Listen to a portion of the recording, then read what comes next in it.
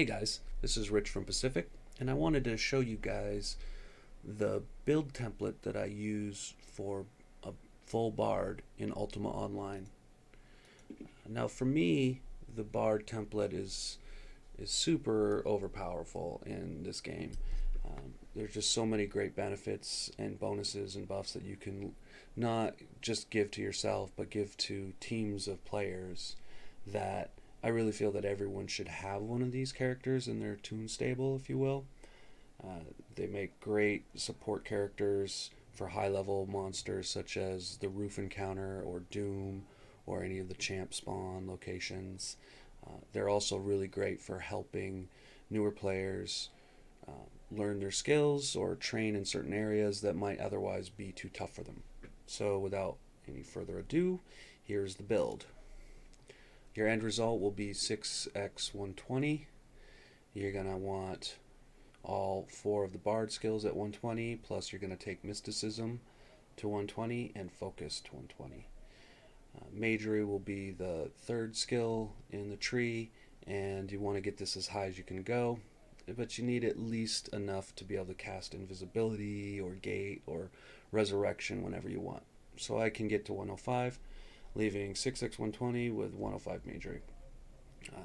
Real skill, this is what you need to make sure you do, is don't use any items for the bard abilities. You want all real skill in your bard skills.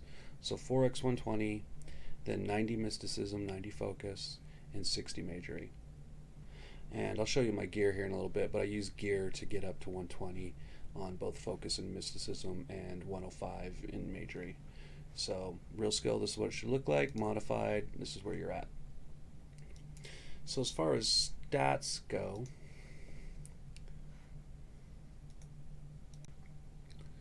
you're going to want to lock your dexterity at 10. You don't really need stamina on this build at all.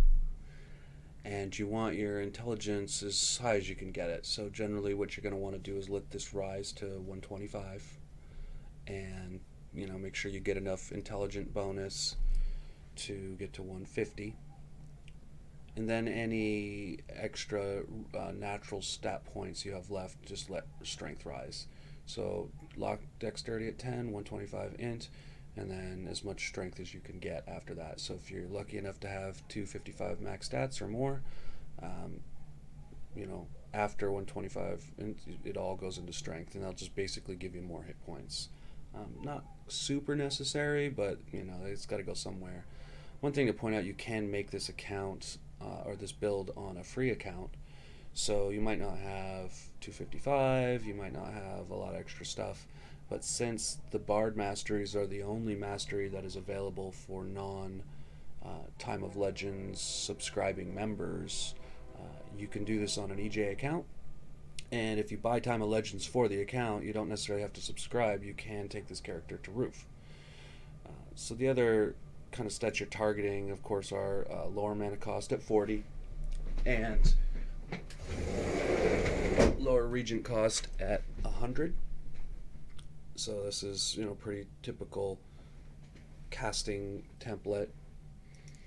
And then you want to get mana regeneration as at least to 20, if not 22, 23 pre-buff. So in order to get there, you kind of have to find certain items, which we'll talk about here. Generally that's it. You can see my gear. I'm not really getting, I do have all 70s, but I don't have 70 physical. And there's a reason for that. I'll show you here why it's not really necessary to have the best gear on this. So regarding gear, there's a few pieces that you will need for the build, and that is mainly the ring and bracelet. You'll have to make a custom piece, and each ring and bracelet will have 15 magery, 15 focus, 15 mysticism, and that will, so it's a total of 45 points on each item, bringing a total of 90 additional points just in your ring and bracelet. You do get a 4th property. I chose lower regent cost for me. You can also use enhanced potions or spell damage increase. Maybe you can squeeze a few things in there. You can't use it it's probably about a 40% or 50% intensity on that fourth property. So I went with something that was beneficial to me, but wasn't, something I absolutely needed. I'm also using a plus 15 majory spell book. So between those three items, that really allows me to get to the 120 focus, 120 mysticism, and 105 majory. Now you don't need 105 majory. You really just have to be able to cast a few spells regularly. Invisibility is one. Recall and gate, super helpful. I try to get it at least over 90 all the time if I'm going to use majory at all, because I don't like fizzling at all. The rest of your gear, you're just going to want to stack, typical mage gear that you find. So it is pretty important that you get as much mana as possible and mana regeneration. So you want to find pieces that have at least mana regeneration of 3 or 4, and ideally int bonus and mana increase. That would be ideal. So this particular piece has all 4 of the properties that I most want. Doesn't have lower reagent cost, but that's okay because I'm getting some out of my jewelry, as I mentioned before. So these are the item properties you're going to want to stack. Fairly simple to find mana regen armor that has most of these properties. This is a pretty typical mage piece of armor. If you do get some good roof stuff, these are pretty common. So it was, to me, this is not very rare gear. To you, at least look for mana regen 3 or more with lower mana cost and lower regen cost. As long as you have those 3 properties, you can get started on this build and get into a few roof runs where you can find some of this gear. I also use a tangle for the int bonus. It's not completely necessary, as you saw. I'm actually overcapped, so I could probably take tangle off and be fine, yeah. So it's not even really giving me any benefit right now. It is giving me 2 MR, which is nice. I use the Tome of Void for lower mana cost, so real cheap items. I use Night Eyes for the faster recovery. Probably not necessary. I just like the way they look. And Shroud of Condemn for the int bonus. So this is a fairly easy robe to get. Every character can get it. My neck sandals are nice to have, but again, you just need to put together pieces that have those properties. Int, mana regen, lower mana cost, lower regen cost. Those are, and mana increase. So as long as you get that, you don't even really need to get a full 70 resist. So the reason for that is because you will spend a lot of your time in mysticism stone form. Now, stone form actually will give you 10 resists, 10% on all resist, and plus raise your cap. So you can see now, I'm overcapped on all my resistances. So this is really good. This spell allows you to, you can shrug off most melee from most mobs in a spawn, so it's very helpful for me because this character a lot of times is running on a second computer. I'm not always paying attention, so I keep it in stone form just to, not die instantly. You're going to want to carry several instruments as a bard.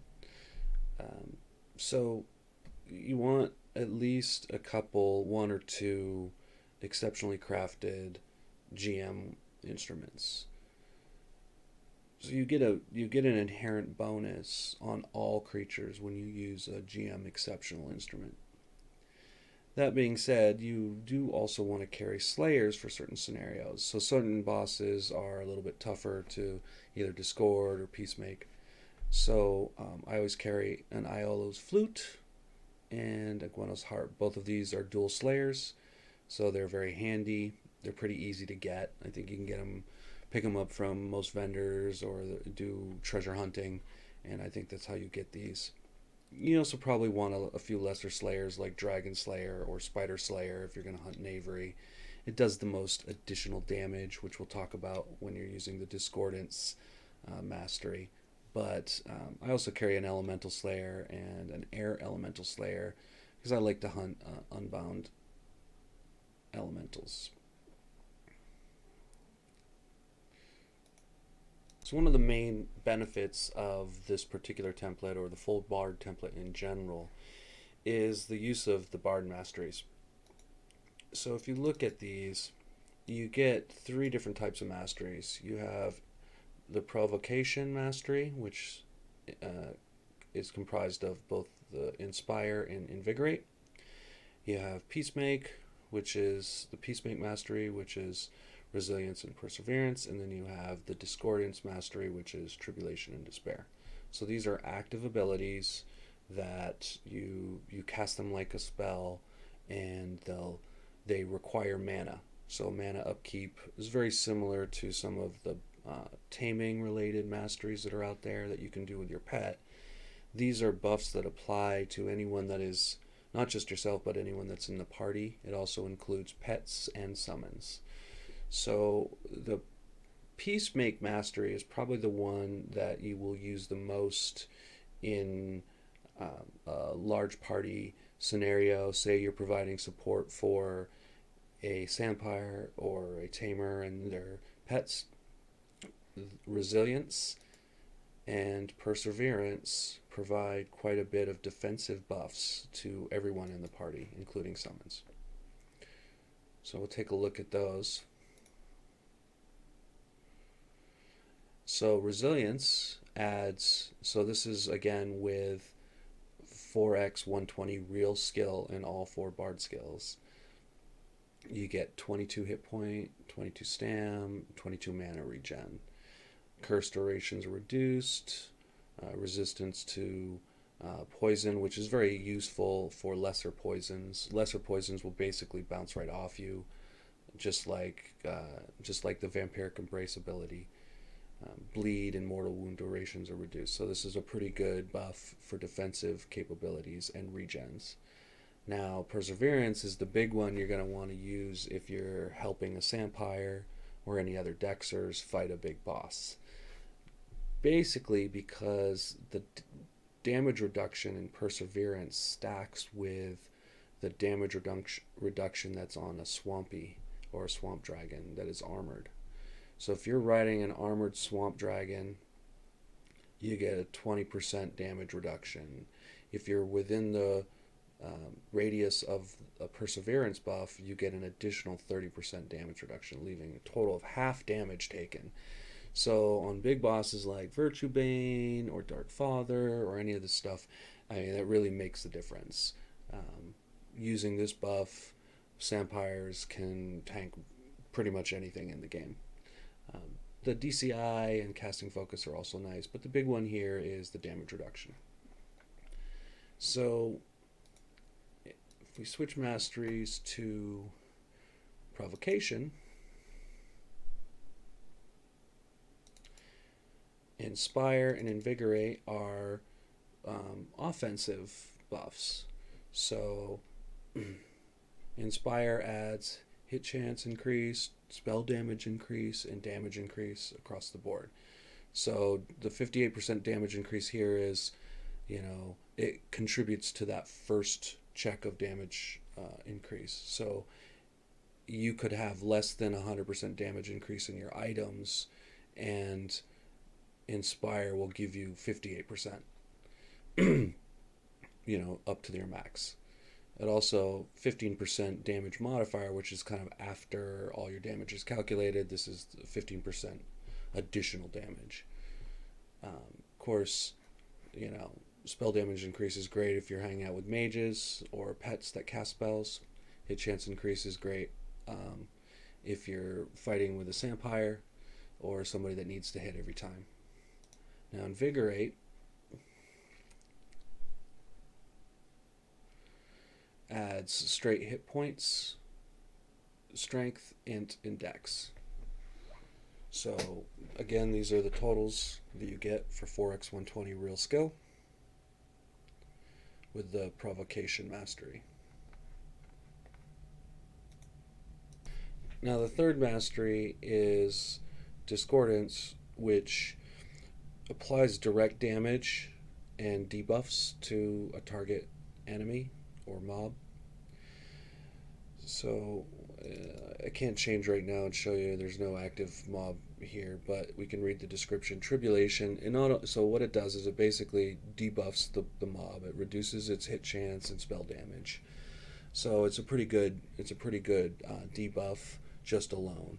But what it also does is it adds additional damage calculated by how hard it's getting hit by other people. So say that you're in a party of players and they're all hitting a mob and you have tribulation, you basically have a chance to do additional damage for every one of those hits. So it can really stack up. This is super useful in situations like Knavery, where you may want to, rock slide the. If you're familiar with that encounter, you tumble down a bunch of rocks from the pillars. Well, if you use Tribulation on Knavery before the rocks, it does a lot more damage. The same thing with Sampires that are hitting, 150, 200 per second swings with their double axe. Tribulation, you're going to tick off another 80, 90 points every hit. So it's super useful. You can do a lot of damage, direct damage. Despair is very similar, except it's more of a damage over time. Both of these consume mana. Despair consumes quite a bit of mana, so you can't really keep it up all the time. And they do have a timer where they'll wear out. I encourage you guys to play around with the Discordance Mastery. It's not one I use a lot. Usually I'm using this if I am alone or I want to make sure that I get some hit credits towards a boss. It's also pretty useful when I don't need any of the defensive or offensive buffs and I just want to kill something quicker. So Unbound EVs, for example, I will use Tribulation in my Sampire and I can melt them in a few minutes. Super helpful. So I'm not really going to go into too much detail about all the mysticism spells. I encourage you to look them up and experiment with them, especially some of the offensive spells such as Hailstorm and Nether Cyclone. They can work really well in spawn situations, and Spell Plague is also a pretty interesting curse-like spell that works against players. But I'm just going to focus on the ones that I use for my support role with this build. Mainly, we talked about Stone Form and all of its benefits. One thing I want to point out, in Stone Form, your casting speed is reduced by 2, not to mention that your casting speed is already reduced by protection. So you're not going to cast very quickly. Offensive spells are probably out of your realm there. So generally, you want to just make sure that you can always cast invisibility, even if you're getting hit. So protection is pretty important. A few other ones, though. One of the great things about being a mystic with 120 focus is your Rising Colossus. It's a summon-like beast. They're super powerful. They will rival having, say, a dragon or something else, and they have about a 43-second timer, but you can keep casting it. It's very similar to EVs or Earth Elementals for Magery. Rising Colossus is super useful. They do a lot of damage. They'll attack very quickly. Another spell that is kind of surprised me when I first started using it is Healing Stone. So what Healing Stone does is when you cast it, it produces this object in your backpack. If you're at 120, 120, you get 300 healing points that are applied instantly, very similar to a potion. So you must have one hand free in order to use a Healing Stone. But they're used instantly. You can cast them, or you can use it while you're running. You can use it while you're casting a spell. It's very helpful. So what I do is I'll cast Healing Stone and I'll drag it onto my hotbar and I'll assign it to space. So I just hit the space bar and it will try to use the Healing Stone. I also keep a spell trigger for Healing Stone in my backpack as well. So spell trigger allows you to double click an object which instantly casts one of the Mystic's spells. I use Healing Stone. So effectively I have 600 points available to me. And this is a super helpful spell. It's a great healing mechanism. To give you an example, I get jumped a lot on this character when I'm in spawns, and since he's really slow, he's kind of an easy target. But the last encounter, I literally just sat there and used Healing Stone, and they couldn't kill me. So it was great. So a couple other items you're going to probably want in your hotbar to make life easier is to first start out making sure you have single key click macros for your bard abilities. So I hit D and it discords the current target. I hit S and it will peacemake the current target. I hit A and it starts my provoke where I can target mobs that are around me. So those are kind of manual ways to do it. Um, I also like to keep stored targets for some of the basic support spells that I'll be using. So Greater Heal for Magery, Arch Cure for Magery, Cleansing Winds from Mysticism, and Invisibility for Magery. So I'll store, in EC you can select a stored target and then target a player that you're playing with. And these actually persist after logout. So next time you log in and I hit 1, it remembers that it's the same character. If the character isn't around, it gives you the cursor and you can select it. So I keep 2 banks of those since I play with parties of 2 or more a lot. Some obvious ones like equip items. You want a quick way to arm all your gear. You will want to carry some sort of luck suit.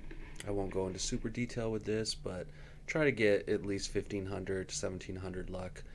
You will need a few good items. I use Swords of Prosperity, Minex Sandals, and a few 190 luck items to kind of just make sure that if you get picked for the luck drop, you want to make sure you have some luck, especially if you're doing roof. So there are a few macros that are pretty important to use. Generally speaking, you can set up basic mage macros like recall, gate. You won't be doing a lot of offensive spells, so E-Bolt and Flame Strike, you can have them in there, but you're not really going to want to use it that much. However, you will use invisibility quite a bit, so you want some macro that's set to, you know, cast invisibility and target self. So it's very, very simple macro. Keep that on a single key. I use a mouse button, so you'll use this quite a bit. Of course, things like teleport. So the first bard macro is, and this is, people only use this enough. Peacemake is a great skill in Ultima Online because the way that the mob aggros work, like once they pick a target, they usually don't stop. There's not really a lot of ways, except for some of the Paragon or boss AIs. Most of the mobs in the game are one-track minded. They will not switch targets. So Area Peacemake allows you to really kind of control what's attacking what. And if somebody's getting attacked and you notice and they can't take the heat, Area Peacemake can really make the difference. And the same goes for yourself. So it's useful to set up a quick single key hit for using the Peacemake ability and targeting self. So simple macro, but you'll use it a lot. I usually keep this to like a space bar, either control space, which is area piece, and at 4x120 the radius is pretty much the whole screen.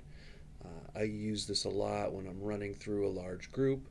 When you're in the middle of the group, you hit peace even if you're not getting actively attacked, and it'll chill them all out for a few seconds as you run by, and they won't target you and they won't follow you. More importantly, it kind of allows you to keep the spawn where they're supposed to be.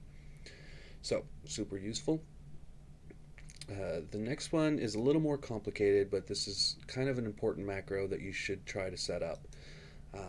So in EC, you have the option to kind of build these macro chains out. So I call this one Provoke Around. I'll go through it and explain it. Basically, you target the nearest enemy, use provocation, make sure that it's set to target cursor, then you wait for target, cursor target current,